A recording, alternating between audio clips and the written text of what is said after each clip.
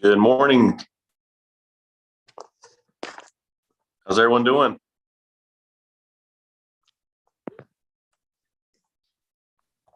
Morning. What's up, Cliff? Hey. Good morning. Morning, Erica. How are you? I'm doing well, thank you. Good.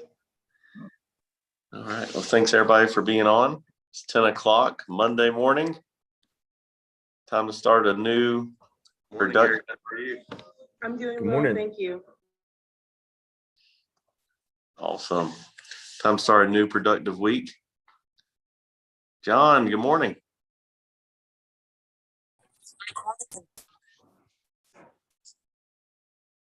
How's it going? Yo. Hey. Looks nice and sunny there. Oh yeah, always. Nice. But it's like below freezing. But it's sunny. That's the way it works here. Below freezing and sunny. Hey, But it's that beautiful. sunshine makes me happy, so that works. Hey, I'll tell you what, it beats waiting at the metro station in New York when it's cold and rainy outside, and then you get wet, and then you go underground, and it's just basically a sauna of human sweat and wetness. It's disgusting. It's the grossest thing. It's so gross. Sounds like life experience there. I love New York, but hate the train. So anyway. Thank you. I'm gonna put you guys on mute here because I gotta trying to pack all the kids into the car to just walk Noah to school. Now I gotta take Lena. She goes to school in Littleton, like 6 miles away from here. So I gotta pack her up and That's a hike. yeah. Yeah, it is. It's all right. It's pretty. I don't know if you know anything about Littleton. Really pretty little town. Tina and I keep wanting to buy something out there. I don't know what, but something. Do it. Cute place, really cute. That's awesome. Well, hey, thank you for everybody being on. I appreciate it. This is a CReXperts Q&A. So looking forward to talking commercial real estate, residential real estate deals, brokerage, investments, the market, wherever it takes us. But want to do a quick broker highlight. Someone take 3 or 5 minutes and share who they are, where they're from, and what they focus on in real estate, and what they, what their goals are. Someone take lead on that and take it away. Oh, hey, Cliff, I gotta Yeah. I got to introduce my friend Erica. I met Erica on Reddit, and Oh, Erica she is on it. I told her a little bit about what I do, and she found some stuff right away in Gastonia and plugged me into it. So I just want to introduce Erica. I don't think she's an agent quite yet. She's got to take her exam, I think next month, but she's almost there. But we met over Reddit, and I told her I'd be happy to show her the ropes. Awesome. Well, Erica, it's nice to meet you. Maybe we'll love for you to introduce yourself since you're new to the group, and then maybe have someone else on the team do a little spotlight. Introduce yourself. Okay, well, great. I'll start. My name's Erica Walda-Gjurgis. I'm super happy to be here. You can just think of me as a fly on the wall trying to absorb all the knowledge so I can hit the ground running, but I'm very excited to be here, and I hope to work and meet all of you. Awesome. Thank you so much. All right, somebody take it. We love to hear a broker spotlight from here. Yeah, I'll hop in. Nice to meet you, Erica, as well. Appreciate you guys having me as well. I know I've been seeing these invites come through Westlake for the past few weeks, and have been trying to battle my full-time job and trying to find the time to meet. So my background has actually been in residential brokerage, and I joined EXP kind of on Cliff's team to learn more about the commercial side, because I've long-term wanted to transition into the commercial side. I've actually been doing a lot of residential for the past year and a half or so, and kind of in this transition period, certainly have these clients that now that I've been working in residential, talking to them about investments, now they're starting to have those conversations about commercial. So kind of bridges some of those gaps. In particular, I was looking, I know Cliff, you and I, we've talked about this a couple of times between industrial and multifamily. And I think I originally had my eye on multifamily, but as I learned more, I certainly want to absorb what everybody's perspective is, and kind of, try to find my path as well in it. So certainly kind of doing the same, just really absorbing from everyone and looking for insight and looking to help any way I can. So I love it. Thank you. And you just made a big leap recently. Do you want to share about that? Yeah, actually, I'm still, I guess, yeah, it's been quite a busy few months. So I've actually been working as an engineer for the past 8 years, and I went to product management for the past year and a half, and been doing real estate part-time. And just last Friday was actually my time to jump into real estate full-time. So a little gut wrenching, but certainly the excitement is extremely high. So I'm pumped. Man, round of applause for that, man. Seriously, that takes guts and courage and belief in yourself and what your teammates can help you achieve. But hey, man, you're doing the right things. I mean, a big part of success is just showing up. And here you are Monday morning after your big leap, and you're like, all right, I'm on the call. I'm making calls. I'm ready to grind. So I know you'll be super, super successful, especially now that you're at it full time. So, if I can help in any way, I'll do it immediately. And so thank you for being here, and I'm super happy and excited for you. Awesome, man. Appreciate that. You're welcome. So great. Thank y'all for sharing. And we'll do that every week. So love to start this off with, this is the Q&A. And it can be so complex or as simple as you want. What's a triple net lease? What are you seeing in the market? What's hot? What's not? Advice on write-offs and taxes. I mean, let's take it anywhere. Prospecting, listings. But I'm gonna leave it up and see if anyone has any questions they'd like to get started with.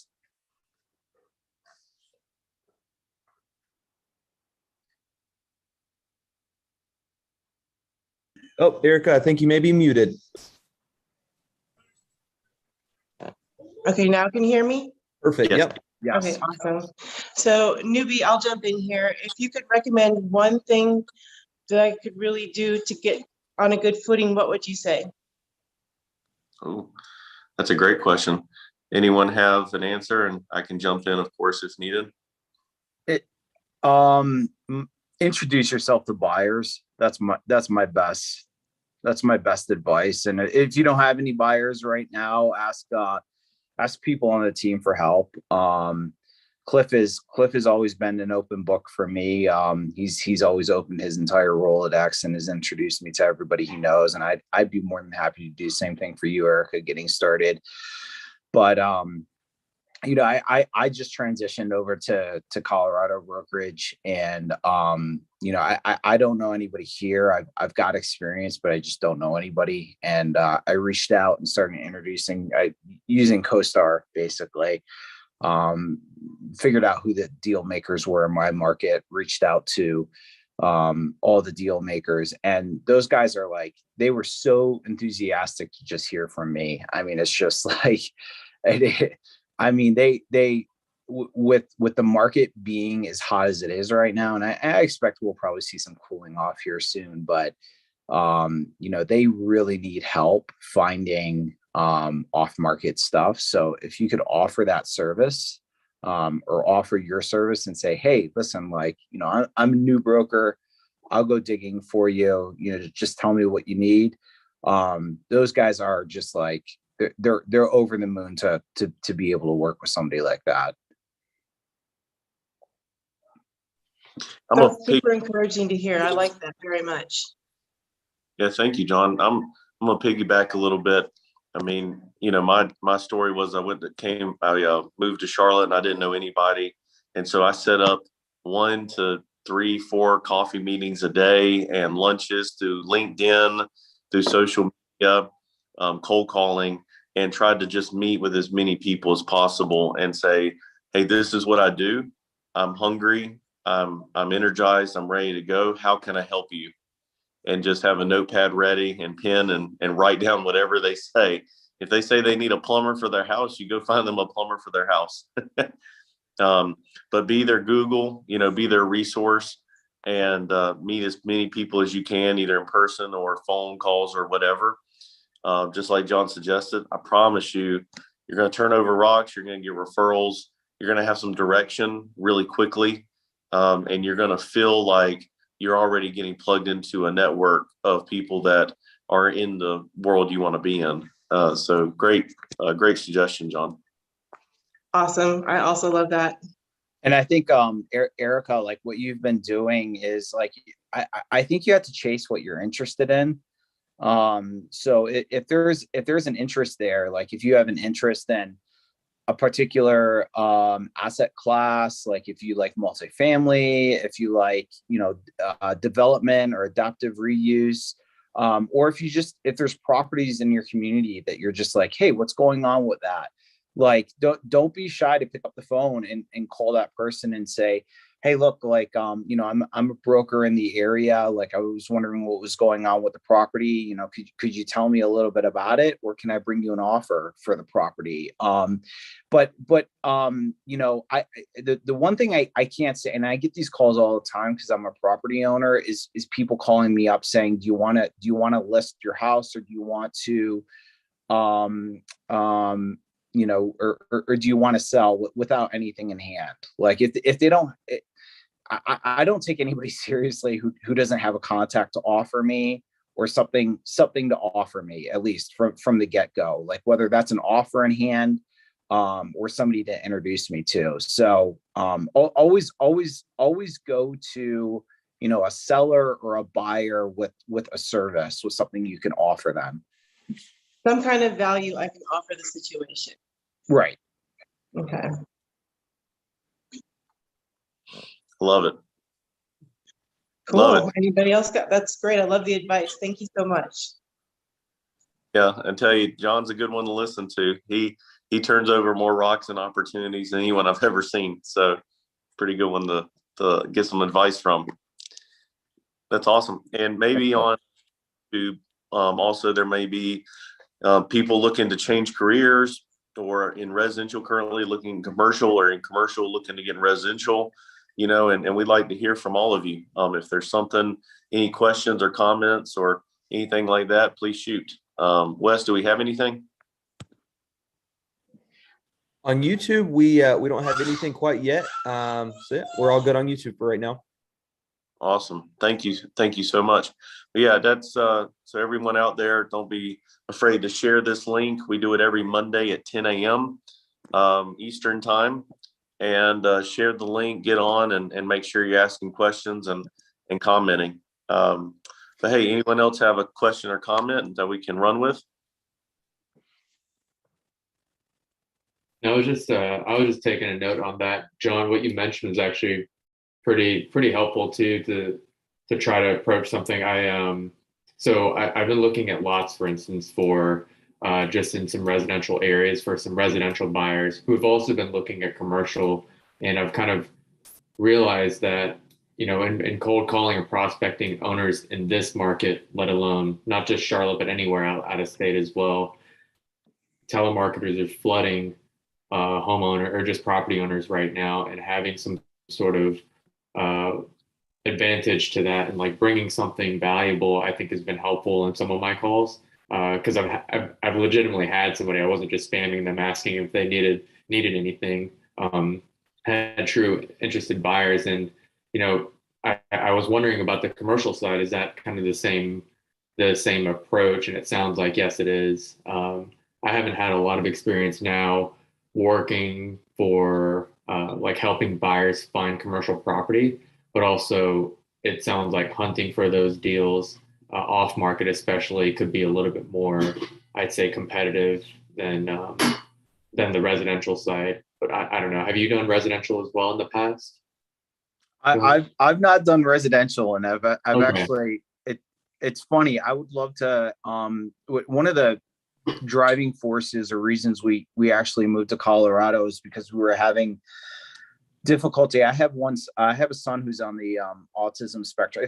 If anybody here doesn't know my story, I hope this isn't like getting off track too much. But I have a son who's on the autism spectrum. We were just having really difficult time getting access to supports and the proper insurance in the state of North Carolina. So we actually looked at and considered all the places that we'd potentially move in the United States, and New York was one of them. My wife wanted to move to Vermont. I don't know if you've ever been to Vermont, but I think it's probably the most boring place I've ever been to in my life. So I was like, I would rather not move to Vermont. But Colorado was one of the places that came up on the list. And it's funny, I have a passion for it, and I would love to meet more families and get more families out here who need, more access to services and supports. But my passion actually is just not on the residential side. I'm such a math and finance driven guy. Like I think about things almost purely in numbers. So it's hard. It's a little, I think that would be difficult. It's just not a strength of mine to work with, Sure. Consumers of residential. Sure. Yeah.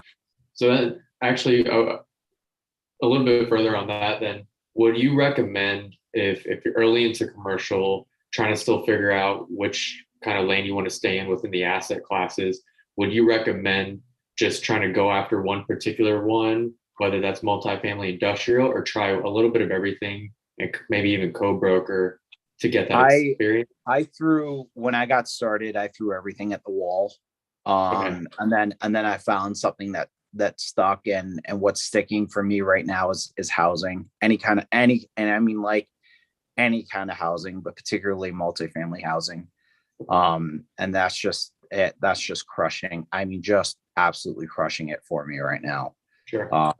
And so one of the things that I do is I go into urban environments, and I try to help multifamily buyers find enough land, whether that's covered land or not. And by covered land, I mean it has existing infrastructure or buildings on it, something that's going on that produces an income. And many times, and often in this market, what happens is that the land under that income producing asset or building is oftentimes much more valuable than building itself. So that's been that's really been working for me lately. And if you want help doing that, or you need, it took me I would say it took me maybe a year to learn the ropes of that, because you have to have some like knowledge of city zoning and how many units fit on, you know, one or two parcels, or you know, what can be done. But with a particular parcel of land, but when I first got involved in this, I remember thinking like, you know, I would sit down and Cliff would ask me all kinds of questions. Like I would get off the phone with somebody, I'd be like, oh, they might be a seller. And Cliff would go, well, what's the lease income on the property? And what are they asking for? And like Cliff would have this litany of questions.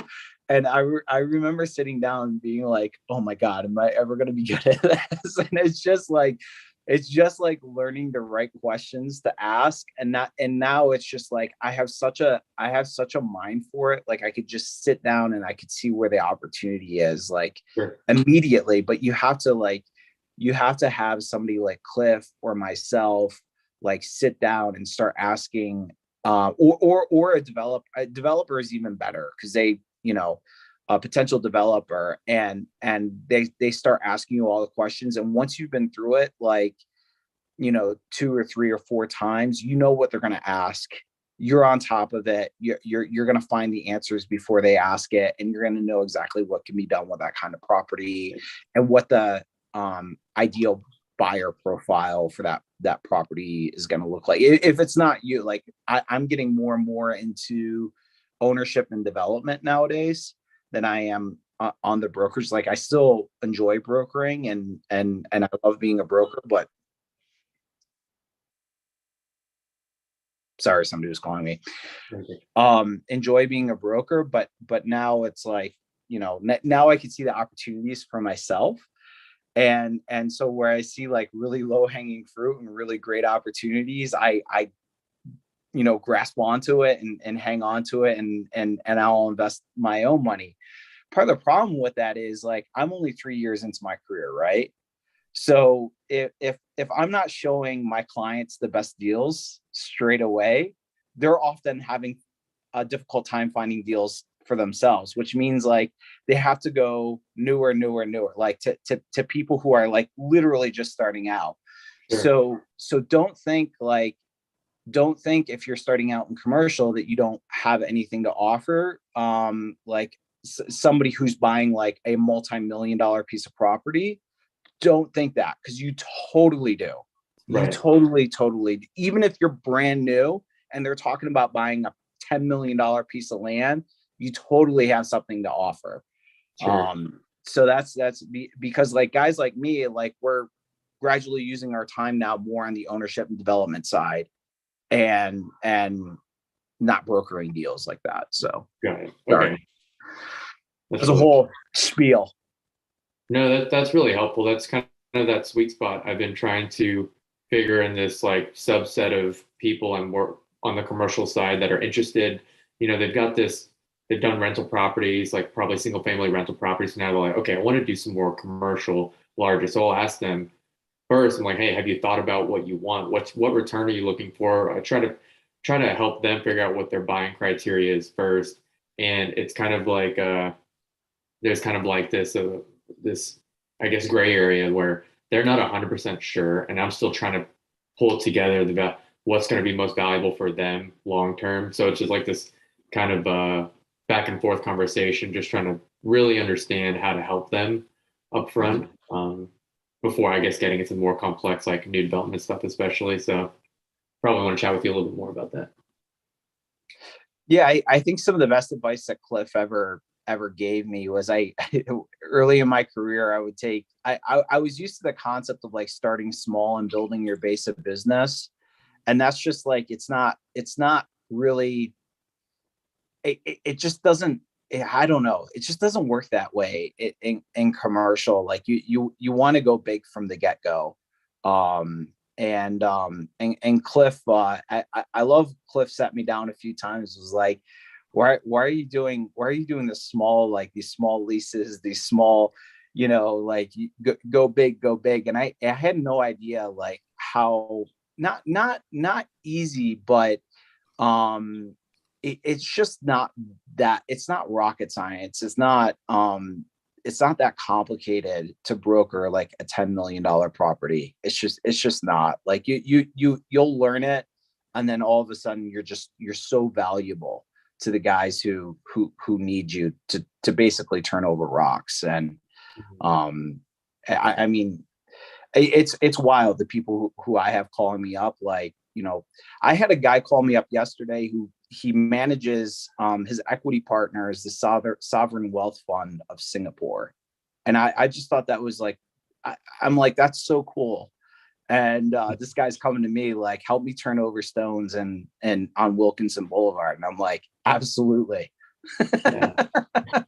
Absolutely. That's awesome. I love that. Appreciate that. Qualify, John, what I told John a little bit, because I'm learning, you know, I'm hoping that I can help you learn from my mistakes. And my mistake was that my first, 15 deals in the industry made me between $108 and $2,000 each. And that was a lot of work. And I don't discount the experience, but if I would have taken that focus and instead of focus on deals that paid $300 and focus on deals that paid $30,000, and I would have put in the same amount of effort, which was 100% of my time, and I would have advanced much quicker in my career. And so, looking back, and I've been in this industry for 8 years. That is the biggest mistake I made. Now, it turned out to be a blessing, learned and all that. But I mean, I just got married. I had a small kid on the way. It would have been a lot easier if those checks were $25,000 and not $250. And I was putting in maximum effort. I mean, there wasn't a minute in the day I wasn't working. And so, I learned from those mistakes and want to teach other people. And, I wouldn't even call it a mistake. I would just say the learning curve. But John, listened, and he was like, all right, I've got it. I'll do it, Clifford. And John's made multiple 6-figure checks in this industry in the first 3 years, and just so proud of him because of that, and that wouldn't have happened if he had taken my route. And his first, 8 deals were paying $200. And so, life experience there. And not saying, sometimes you need the singles for sure, and if someone throws up a softball, have a crack.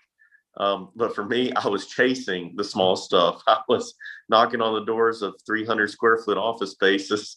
And if I was knocking on the door of the person who owned that entire building, boy, it would have been pretty special, because no matter what, I was going to close deals. I was going to be successful because no one was working harder, so, but, and I agree with John, see what sticks to the wall. Some people say you have to specialize, and that's okay.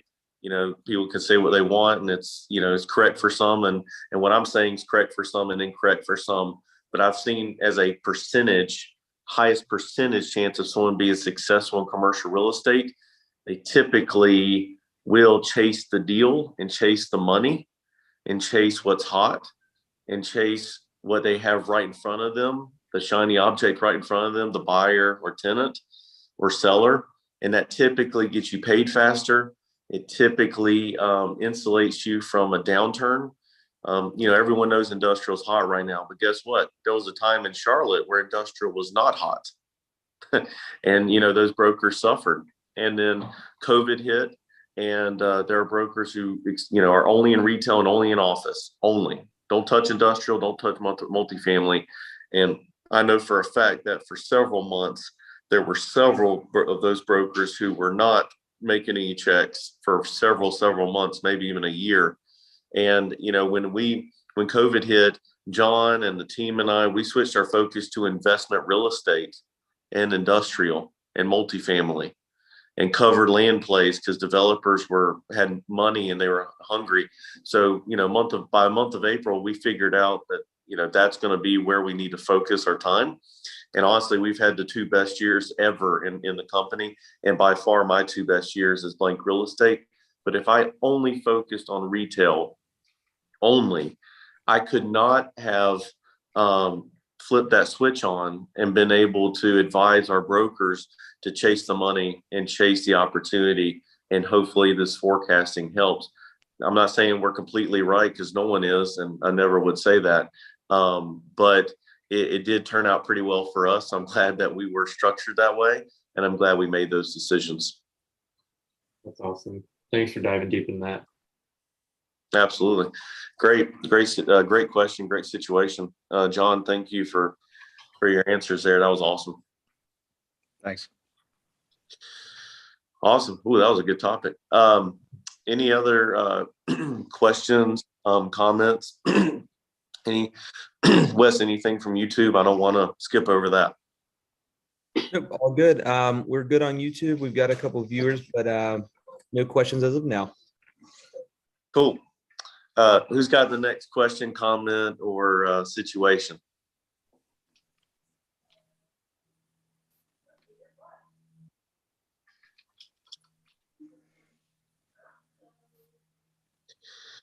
All right, if someone thinks of something, interrupt me. But I just want to say that I was put together a small mastermind group this weekend, and we talked about our future, talked about passive income, we talked about growth and prospecting and opportunity, and so I'm fired up.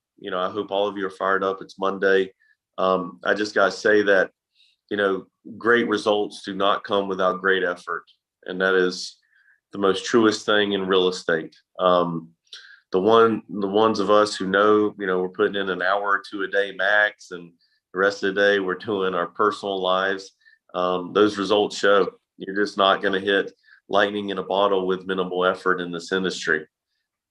So, we all need to ramp up our calls, our emails, our texts, our prospecting, our researching, our driving around, our taking pictures of for sale by owner signs or for lease by owner signs, our networking.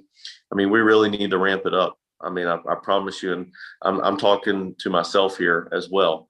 The more activity we have and the more action and the more output we have, that's the more input we have. It's impossible to have a lot of input without maximum output. It's hard to have a lot of checks coming in. It's really hard to have a lot of buyers calling you directly or tenants calling you directly. Honestly, this business just gets so much easier after a period of time that you put maximum output, maximum prospecting, maximum networking.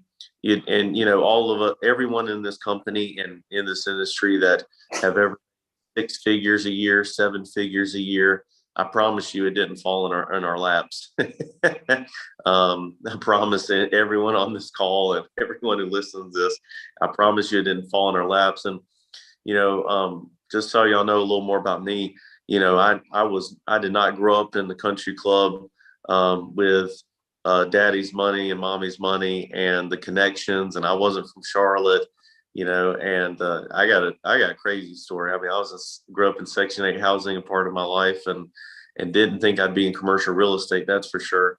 And I'm just telling you that unless you have some major advantage, it can be done without the advantage. I promise. If you ever want to talk about my story, let's do it. But I just want you to know, in real estate, commercial real estate, residential real estate, doesn't matter. Hard work wins. Now, there are some situations where the relationship that's 20 years old wins. Okay. And I get that. But guess what? 20 years from now, you could be creating that relationship right now that makes you win in 20 years. Go win your battles and go win your opportunities today with the artillery that you have, which is prospecting, hard work, determination, hunger. Don't work like you're hungry, work like you're starving, and you're going to win your battles right now. And then later you're going to win those battles that are just necessary for the 20-year relationship. But those are rare. What's not rare, like John said, are buyers and tenants who are dying for opportunities. And if you go out and you hunt and you bring them fish back, they're going to be your clients, and you're going to make money. So anyway, I love debunking some things about this industry, because when I got in the industry, I was 24 years old, 24 years old. And people told me that I was too young consistently. Too young, too young, too young. You're not from here. You don't know anybody. You're not a member at Quail Hollow or Carmel Country Club. And I said, nah, that's BS. I'm going to outwork all these lazy son of a guns and see what happens. And good things happen. So I love debunking those things. If you ever want to talk about it, I'm here. But it all starts right now, today, in this moment, thinking about who you're going to call next, who you're going to follow up with, who you're going to network with, who you're going to take to lunch and buy lunch, and who you're going to buy coffee for. I mean, my first year in the industry, I spent $4,000 on coffee for other people. $4,000. I mean, and I was broke. There were days I bought coffee for people for $6, and I went home and ate ramen noodles with my wife. And so that's what you have to do. If you invest in others and you invest in the relationship, it's going to pay dividends. So the biggest thing is what we can only control, the 6 feet around us. And what you can control is picking up the phone. What you can control is doing meetings. What you can control is your work ethic and your output. And that's going to make your input just incredible. But you got to put in the work. So I hope everyone, I hate to be a dead horse, but we talk about this a lot in the company, in the industry, is the ones who are working hard, they make money. The ones who are not, they typically don't. And it's common. Just like John said, this is common sense. It's not rocket science. If it was, I would have made $0. I am not a super book bright individual at all. Not even a little bit. But determination, hard work has led to some success, and I'm proud of it. Now I want to pass that on to everyone that's on this call and listens. Anyone have any comments or questions about prospecting, motivation, etc.? Cliff, one of the things I love about being part of a small independent firm is that you own your work. Like I will sit here and I will beat up on CBRE and JLL and Cushman and Wakefield, and hopefully I'll never be working for them, because that would look particularly bad. But those are very politically driven environments. Like you often have to put in a lot of time, a lot of calls. They want deals done their way. With the part that I absolutely love about being independent and working for an independent firm is the fact that I get to own all my own work. So like if I'm reeling big fish at the end of the day, that's me. I did that. If I'm broke, that's me. I did that. Like you have to be willing to pick up the phone, to knock on doors, to shake hands, to introduce yourself. And there are a lot of people, like particularly buyers right now, they are so receptive and so thankful for any help that you could give them, because we're totally in a seller's market. But buyers are just so appreciative if you could go out there and start turning over stones. And I have buyers right now. I just sold a piece in Belmont neighborhood, an assemblage. And this is a guy who's been in real estate his whole life. He's a builder. And he's just like, man, how do you do that? Like, what do you do? Like, how do you? And I'm like, dude, it's not a secret. Like, you just go out there and you shoot the shit with people and you talk about what their property is worth. And you know what? Like, people love talking about what their property is worth. They love that shit. They will talk about that until the end of days. It never gets old. So it's really not hard. It's like real estate is totally not like rocket science or a bright man's business. You're totally right about that. It's just about like getting out there and getting to know people and opening up. And that's like, it's crazy to me, because I noticed that a lot of the guys that end up at CB and JLL, these are often like the same guys that are like, well, I'm not getting any leads. Well, it's like, go get out there. like and create the leads for yourself. You're complaining that you're not getting any leads, but you have to pick up the phone. You have to talk to people. You have to get out there. So yeah, I don't know. I love that. Like I'm not, I was in corporate America several times. I hate the political environment. I'm not good at politicking at all, but I love getting to know people, and that's my thing. And I own my work. So my wife's calling me now, guys. I gotta go. Thank you, John. Thanks. I gotta go take my daughter to school. Thanks, everybody. Yeah, Erica, awesome. it's nice seeing you Take again. care. Okay. Quick thing, Clifford. We got a comment from Jeff Spiker on YouTube. He said, "Let's hear Clifford's story." Oh man, nice. Sure, I'll do the condensed version. So it was August 3rd, 1989. Probably a cold, windy day. I was born. 9 pounds 6 ounces. I'm just playing. Anyway, I'm from Sanford, North Carolina, and grew up, a rough early childhood, and then actually golf saved my life. I bought some golf clubs at a yard sale with some money I'd made from cutting grass, and started hitting golf balls all around my yard and into the woods, and just was obsessed with chipping golf balls into little holes in trees and putting around my house all day. And it was my out. And, it saved my life. And next thing you know, about 6 months later, my mom, who was a raging alcoholic and the only person I lived with, she was like, "I think your great uncle plays golf. Maybe I should hook y'all up." And I was like, "Oh, I've got another family member that's not, crazy as hell. Yeah, I'd love to meet him." So she hooked me up with him. And next thing you know, he's like, "Yeah, let's go play around the golf." And I'm like, "Man, where you been my whole life?" And we go play golf, and he was like, "Dude, you're pretty good." And I was like, "Yeah, I mean, I'm just hitting the golf ball, toward the hole and getting in the hole." And he's like, "Dude, you're pretty good." And so next week he's like, "Let's go play again and again and again." And next thing you know, he's like, "Dude, you're pretty special, man." And fast forward about 2.5 years. And next thing you know, I'm representing North Carolina in the U.S. Kids World Championship. And I'm one of the best kids in the world at golf. And it just made sense. And it literally saved my life and helped me get away from my mom. So golf I played competitive golf for 14 years of my life. I'm talking competing every week and training every week, and, eating and conditioning and practicing and mental training and coaching for 14 years. And I loved it. I loved every minute. Top junior golfer in the country, top Division II golfer in the country, and then a professional golfer on the PGA Tour, Latino America, and other mini tours.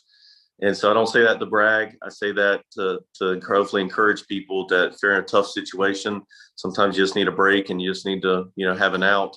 So that was my out. And I got back from Puerto Rico after missing a cut and losing my status on that tour. And I ran out of my investors' money. I didn't have family money. I didn't have any way. And I maxed out all the credit cards that I could possibly get. And next thing you know, actually a girl I was dating at the time, her grandmother said, "Hey, listen, tough cookie. I'm not going to invest in you, but I need an employee. I need a property manager." And I said, "Great, I'll do anything, dating your granddaughter. So that, I'm not going to say no. And I need money. I had an apartment I needed to pay for. I had a car I needed to pay for. So I was actually a full-time property manager. But what I didn't know was that I was actually the janitor, the HVAC tech, the handyman, the roofer, and then eventually the leasing agent. And so I was cleaning and taking care of and maintaining and collecting rent and taking complaints and leasing about 100,000 square feet of Class C retail and office. I had no clue what I was doing, but I was there, I don't know, 13, 15 hours a day, 6 days a week, and I was making it happen. and it was hard work, but I was loving it. I was loving it really. And I'm not above cleaning toilets, trust me. So, one of my tenants was a commercial real estate broker. He had been in the industry for 9 years or so. He stopped me one day, said, let's get lunch. Sat down. He said, boy, as hard as you work around these buildings, if you got your license, you would kill it. And I said, good. I think I should probably get my license because I think I'm gonna break up with the granddaughter soon. And I know the grandmother's gonna fire me, so I need something. So I went and got my license and broke up with the granddaughter. Grandmother fired me. And that week I started in commercial real estate brokerage full time, commission only. Had bought a little house while I was W-2 employee, $57,000 in Concord, 2-bedroom, 2-bath. And I had a couple of college buddies living with me, making me a little money, house hacking. And I was scrapping. And that same week that I got in commercial real estate, got my license, I met my wife, ironically enough. And she looked at me and she said, I barely know you, dude, but I know you can do this. You're going to kill it. And man, she's been my teammate ever since. Been married 7 years, 5 children later, and several businesses. She's my teammate. I couldn't do any of this without her. She's an absolute rock star, superstar person, and supportive. And so, I get in the industry 2 years and 2 months. I'm a commercial broker. And first 20 months, I don't make hardly any money. I'm closing deals, but they're not big. And, someone sat me down and they said, you should focus on a little bigger deals. And I did, just a little bigger. And next thing you know, month 20, I closed a $2.375 million deal, $2.2 million deal, $875,000 deal. And all of a sudden we went from $1.60 in our bank account to $150,000 in about 6 business days. And that's when it clicked. It's like, I can do this. I can do big things. I can close big deals.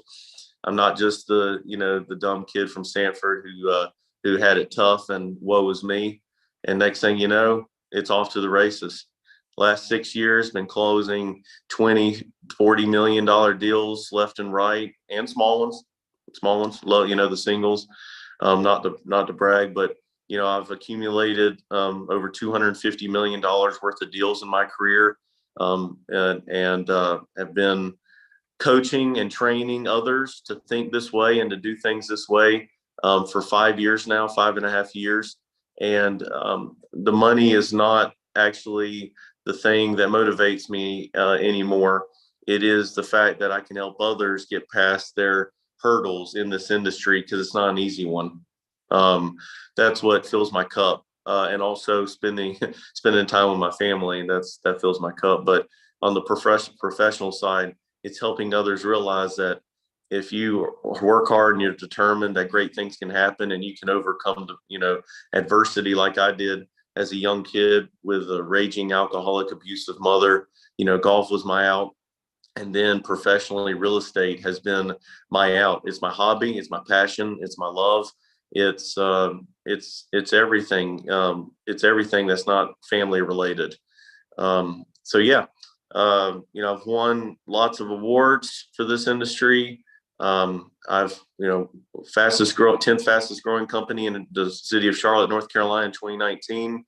And all those things, top 30, under 30, this and that. But, that's not even important. What's important is that there are people in this company and in our lives that respect me and love me and listen to me and want to be successful. And then they want to return the favor and help me be more successful.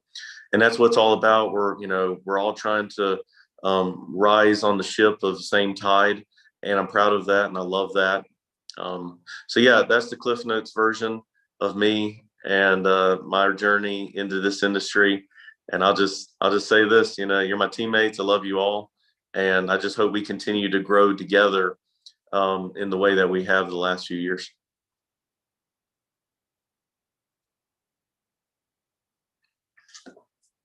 Jeff, thank you for asking. Wes, do you have anything else? No, we are all set. Thank you for sharing that. Awesome. Before we jump off the call, does anyone have any questions or comments or anything they want to share or talk about?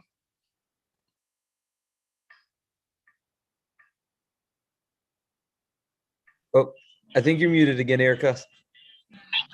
Hey, Oh, thank you so much for that. Thank you for sharing that, Clifford. It's amazing. Oh, thank you. I don't, I love sharing it now. There was a time where I couldn't. But and this is maybe a strange comment for commercial real estate or real estate topic, but honestly, 2 years of therapy saved my life probably more than anything. And so I'll just say that if you're struggling with anything, you need to talk to somebody. And if you want to talk to somebody, I'm all ears. I can't say I've heard it all, but you'd probably be surprised what I've been through, and maybe I can help. But if not, that's fine. Just someone listening is a big deal in this life. And so if you ever need someone to talk to, I'm here. And I love listening. And if I can help, I will. But anyway, I highly encourage someone to have an out and to have a passion, to have a hobby, and to have someone to talk to. That's amazing, man. Thank you so much for that. You're welcome. Good stuff. So I'm going to say this. This has been great. I appreciate all of you who are on here. I appreciate everyone YouTube. I appreciate anyone who's going to watch this in a recording. My phone's always on. My cell phone number is 919-356-3453. I will say I'm in the mountains right now, and if I don't get back to you immediately, I'm sorry. The reception is really rough up here. But when I see it, I'll respond. I can't wait. But 919-356-3453. Super excited about what's going on. Listen, this is the start of Q2. I'm a big sports fan, so I see this as the second quarter of a basketball game or football game. And I'm just telling you, it's early in the game, and you can still put in maximum effort to achieve your goals by the end of this year. So please, if you haven't set goals for this year, this quarter, this month, this week, today, if you haven't set daily goals, you may not be doing it right. You may not be reaching your goals. You need to have daily goals, weekly goals, monthly, yearly goals, 5-year goals, 10-year goals, retirement goals. You really need to get down with a pen and paper and write those down, and that will give you the 30,000-foot view. But I hope everyone reaches their goals this week. Hope they focus on their goals this week. Do whatever it takes to make it happen. Super excited. It's Q2. I mean, it's go time. It is go time. So I hope all of us, hit the pedal on the right and hit the gas and get it. So thank you all for being on here. I appreciate it. Thanks so much, Clifford. Appreciate it. Thanks, everyone. Have a great week. Thanks, man. Take You too. care.